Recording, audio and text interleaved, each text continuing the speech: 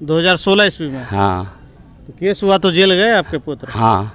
Police jail निकलने के बाद फिर है जैसे समझे कि अपना बच्चा है जब बाहर हाई कोर्ट से बेल हुआ था? हाँ, हाई कोर्ट जाके बयान दिया है कि ससुराल वाले लोग मार दिए हैं, मारपीट किए हैं? मारपीट किए हैं। अच्छा।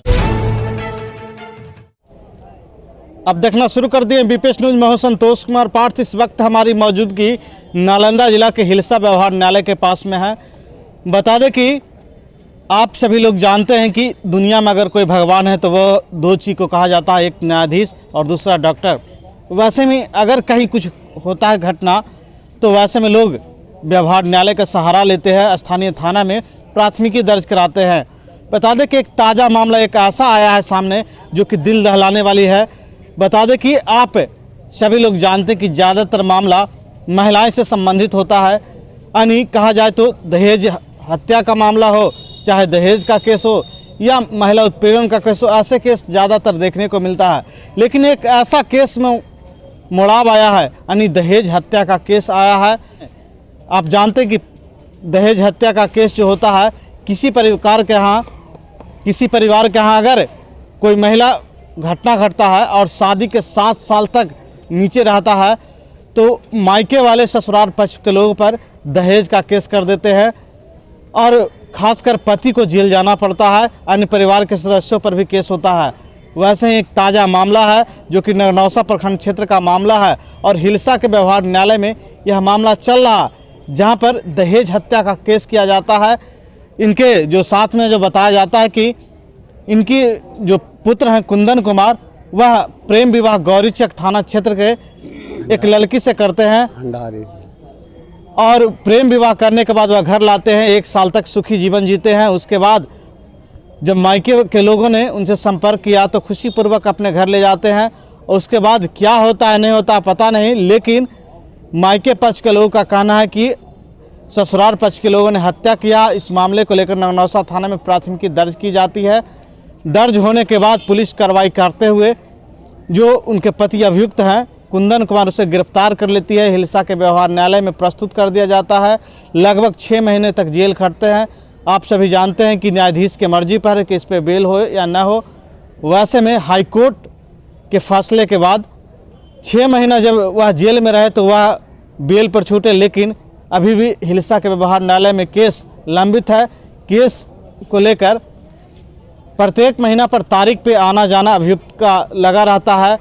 अब इसमें एक बड़ा मोड़ सामने ले लिया, जो कि बताया जा रहा है कि नगनौसा थाना पुलिस के द्वारा जिस महिला पर दहेज हत्या का केस लगा था वह महिला जिंदा निकली है और वह महिला को पुलिस गिरफ्तार भी कर लेती है और व्यवहार न्यायालय में प्रस्तुत करती है। उसके बाद उसका बयान होता है। बयान होने के बाद उसके मायके पक्ष के लोग को छोड़ दिया जाता है। आखिरकार इसकी किसकी गलती है, पुलिस की गलती है या इन लोग परिवार का गलती है, आखिरकार किसकी गलती है? एक पीड़ित पिता हैं जो कि इनके पुत्र कुंदन कुमार से शादी हुआ था। आइए पूरी वार्तालाप जानते हैं।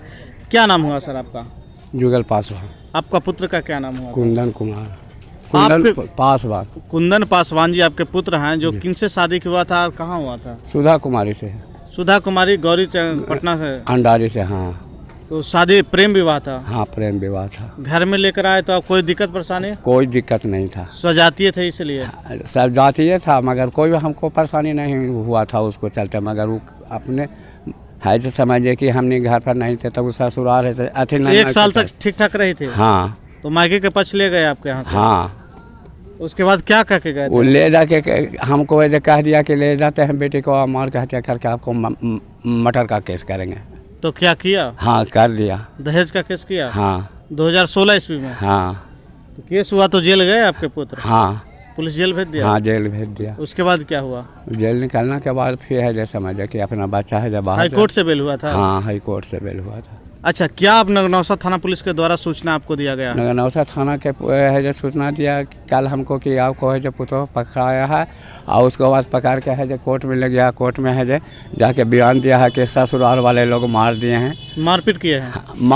मारपीट किए हैं। अच्छा। और उसके बाद जान नहीं ना मार दिया, मारपीट किए हैं? हाँ, जान नहीं मारे हैं, मारपीट किए हैं। हाँ। यही सबसे बड़ा मामला है। हाँ लेकिन बहू तो आपकी जिंदे निकली। हाँ, जिंदे है, ये है वो अभी। तो पुलिस से व्यवहार न्यायालय में सपुर्द करने के बाद उसके परिजन को सपुर्द कर दिया, यानी मायके पक्ष के लोग हाँ, बाप माँ के साथ कर दिया। कर दिया। अच्छा ये बताइए, अचंभित वाली बात आप बता रहे थे कि जो बहू आपके यहाँ रही साल भर, क्या उससे बाल बच्चा भी हुआ था? वो घड़ी नहीं बाल बच्चा हुआ था। नहीं हुआ था? नहीं। अब है? हाँ, एगो गोद में बच्चा है। यानी कहने का मतलब कि इनके घर में साल भर तक, यानी 1 वर्ष तक इनके पुत्र कुंदन कुमार के साथ रहे, उसके बाद कोई भी बच्चा नहीं हुआ था। लेकिन अब जब दहेज हत्या का केस हुआ और पुलिस ने जब उसे व्यवहार न्यायालय में प्रस्तुत किया तो एक बच्चे के साथ प्रस्तुत किया है।